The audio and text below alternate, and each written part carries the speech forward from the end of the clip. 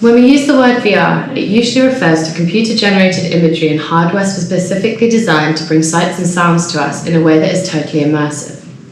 However, if we focus more strictly on the scope of reality as a means of creating the illusion that we are present somewhere we are not, then we can trace its origin back to the portrait. The experience of a portrait, especially one depicting just the face, head, and shoulders, is one of the earliest methods of painting a version of reality meant to be experienced at one remove.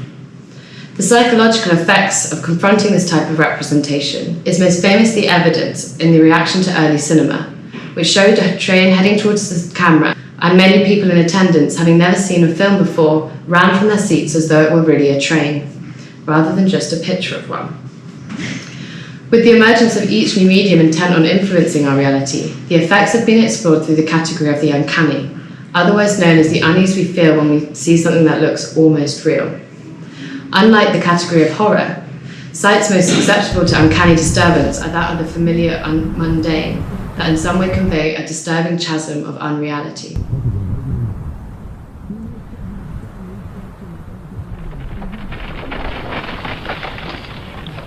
Virtual reality, like the uncanny, is a method of tricking someone's brain into believing something is real even when it isn't. The new arrival of the Facebook metaverse promises a socially driven augmented reality platform where users can step inside a digital universe. This particular platform is driven through the collection of user data and sophisticated behavioral modeling, which tracks the exact moments you show signs of enjoyment or displeasure and then tailors its environments to suit you. Aside from the obvious insidious prospect of a reality and consciousness controlled by one company, the spaces in the metaverse are built on an individual's consumerist data. So what happens when we find ourselves instead in a reality driven solely by the individual?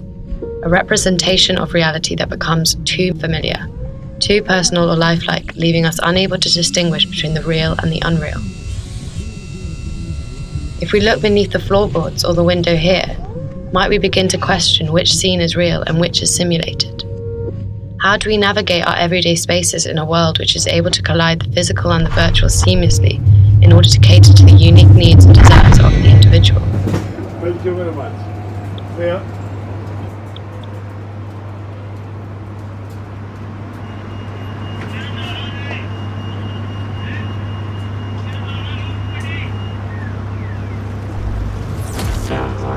The corner shop, for instance, exists as a physical typology with pre-existing links to consumerism, individuality, and social diversity, which present themselves as contenders for dispute within the design of the Facebook metaverse.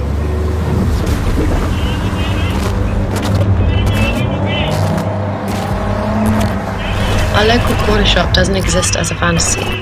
It is a place described as an everyday contact zone where all age groups and various backgrounds venture in for a pint of milk and a packet of cigs. These encounters are no less significant for their ordinariness.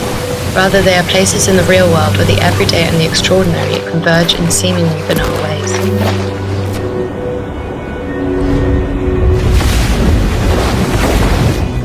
So what happens when the corner shop, which is neutrally designed to serve all purposes and people, is virtually designed to solely represent, reflect, and serve one user?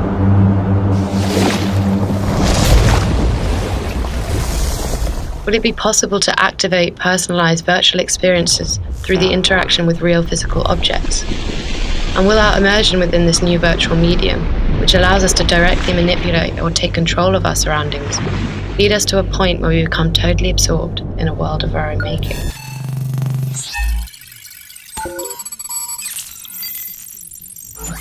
The simulation of a physical presence within this environment means that we have entered into a new form of being. 3, 2, 1, start. Here we consider a whole new form of uncanniness, where we are able to exist in two places at once. Sensors can be placed on the limbs, so that the movements of one real limbs triggers the movement of one's virtual limbs. In expanding the importance of the body, virtual reality also causes us to rethink the question of what it means to be in the real world, and how having bodies affects that being. In the preview, the discussion was make it more meta. So make it more about the things that you have to do in order to make this world. What do you have to draw? Like you scanning yourself to make the avatar. What are the steps that you have to take as a designer of this world, and using that element in the world itself, which you started to do in the living room. Once we find ourselves, in mind and body, immersed within this new realm, what this virtual reality demands of us in terms of experience is inherently architectural. There is no physicality within the virtual landscape, yet we still live in a very physical world and design the unreal in a physical way, through what we know to be real, through gravity, through context, through directional and sensory orientation.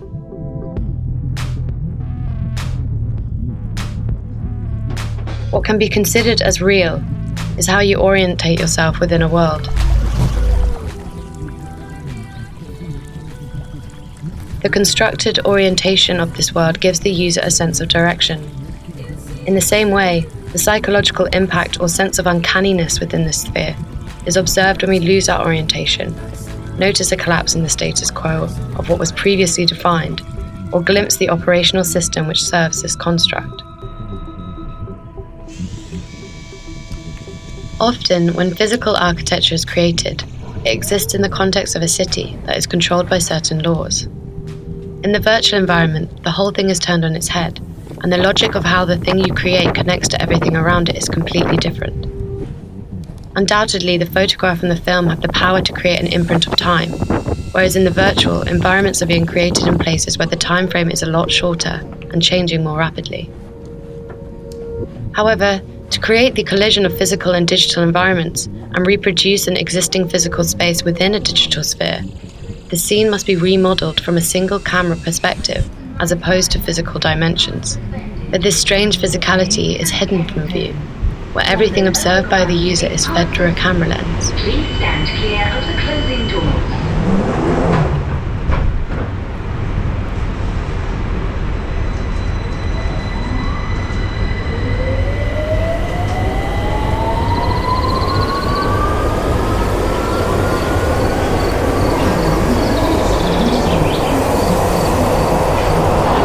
While the promise of the extraordinary is great, the way we move through these virtual environments must provide reliable and dependable spaces of access which do not change with every update.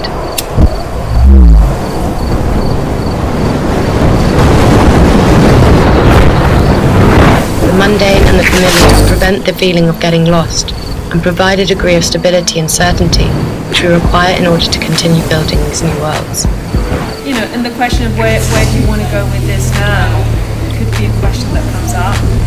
Yeah, I mean, I think I've just become totally absorbed in the world I've been making, which I guess was the point, but I suppose I've become slightly lost in the process of where it's going.